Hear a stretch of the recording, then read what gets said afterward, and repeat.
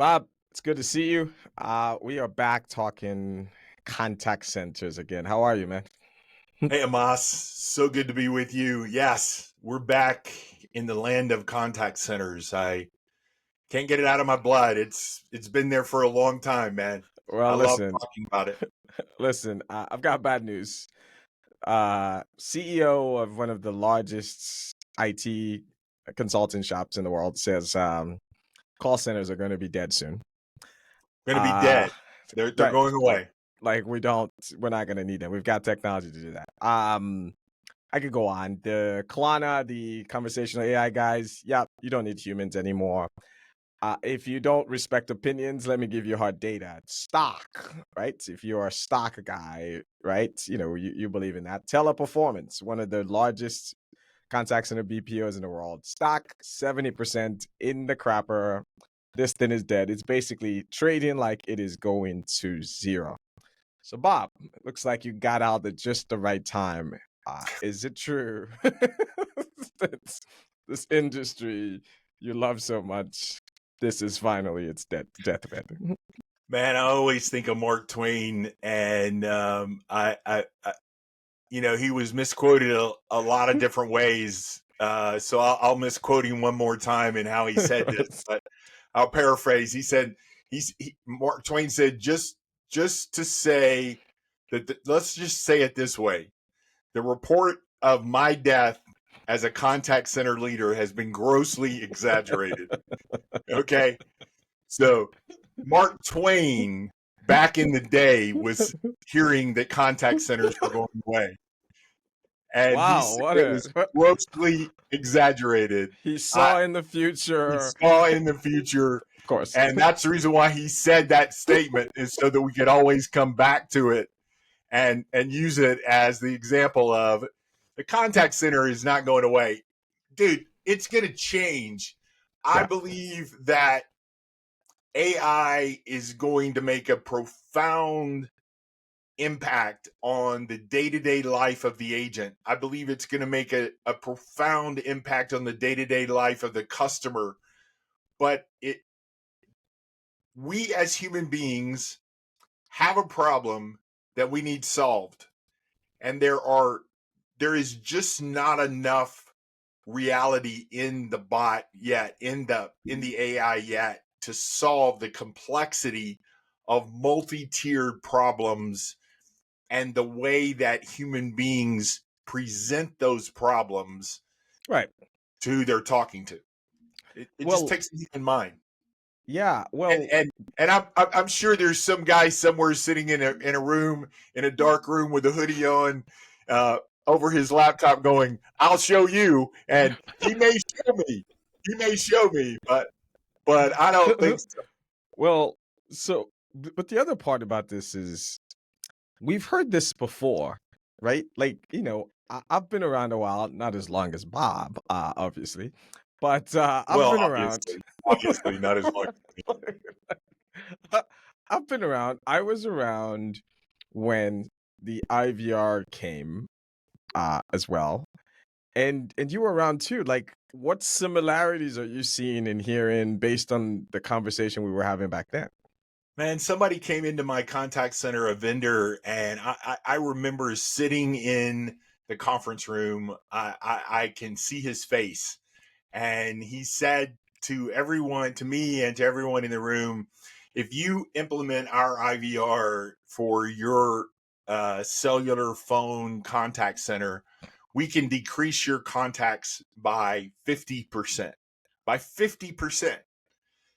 And I just remember thinking what every rational contact center leader would think is, if I buy this equipment, my budget's going to get cut by 50% next year. If I say that, if I go in and pitch this, they're going to cut my budget. So yeah, the IVR said that it was going to be over. It happened again when the internet and personalization of the internet and the Right. .com happened, and Emails. it happened a That's little bit with it happened a little bit with digital. With digital, it happened a little bit with social media that was going to scrape off.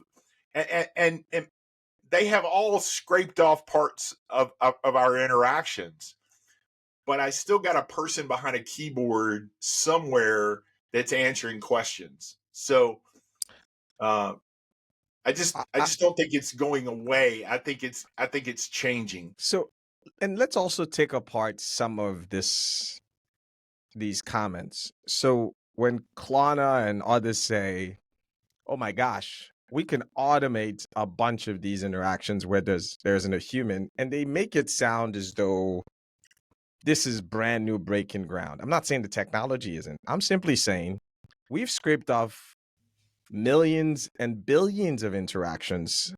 We did it with the phone IVR. We did it with websites. Um, but let me tell you what hasn't changed throughout all of this evolution. Phone calls has increased throughout all of this. Like that's the part that people even miss, right? Like people say no one calls anymore. Phone calls is growing every year, not by a lot. It hasn't shrunk. Like in fact, 61% of contact centers reported increase of phone calls. Now, leading up to the pandemic, the growth rate was 1-2%. Since the pandemic, it's accelerated. There's like more phone calls now. We still have email, we still have chats, we still have chatbots. That's with all of this going on. So I think a little bit of um, you know, humility is necessary before declaring that this thing is going away. So I wonder though, Bob, that do you think that this time around, where we do have this new technology and people start to use it, how do you see this playing out where after AI becomes normalized, what do you think, how does this thing kind of plays out where, okay, we're doing more automation, we're doing more of this. What's next? I think you made a comment to me last week when I saw you in person, which, by the way, was just a highlight to sit in a room and talk to you. I realized that for those 2 or 3 hours we sat around and talked, we should have videoed everything we did because there was show after show after show, and us just geeking out for the first time seeing each other. But to answer your question, I think you said last week something about that that everybody is going to have this technology. So what's going to happen when everyone has it? You know, everybody has, most everybody. When we say everybody, we don't mean everybody, but most everybody has an IVR. Most everybody has digital channels of some sort. Most everybody has email. So I I think I think we'll settle in. It'll happen. It's gonna. I'm not sure it's gonna change. That there's going to be a new technology, but I believe it's going to impact the current technologies. It's going to impact knowledge greatly in the ability for an agent to find an answer. It's gonna impact the way that messages are sent back without an agent, Right. just between the bot and the person. It's going to do those kinds of things, right? So I think we'll settle into that at some point, and then we'll have to find a way to allow it to make us smarter, to make us better, to re, to strip out contacts, to that the efficiency works in a way that pays for the cost of what it's going to cost. I think you're spot on, right? I think if we can pivot as we're going to end here, what we want people to think about is, I think, start thinking about the lives it's going to impact. Stop thinking about how the call center is not going to be here, we need to eliminate humans, and think about how does this technology help your customers? Period. End of story, right? Like, how does you using this make their frustrations go away, for you to be a better deliver better service to those humans or contact. If you think about it from those lens, you will get the savings it is you're looking for. You will get the increased revenue. But if you start from a point of, I'm just going to copy what everyone else is doing and just trying to eliminate as many people as possible, that will end up in a worse outcome. So that's how I would think about, if you're listening to this, what should you do? How does AI help your customers? And How do you think about it, Bob? you're just spot on. You're spot on. That customer, what does it allow us to do that improves the customer experience? So I'll talk to your bot. I'll interact with your organization digitally if you'll give me better service, if you'll give me better options.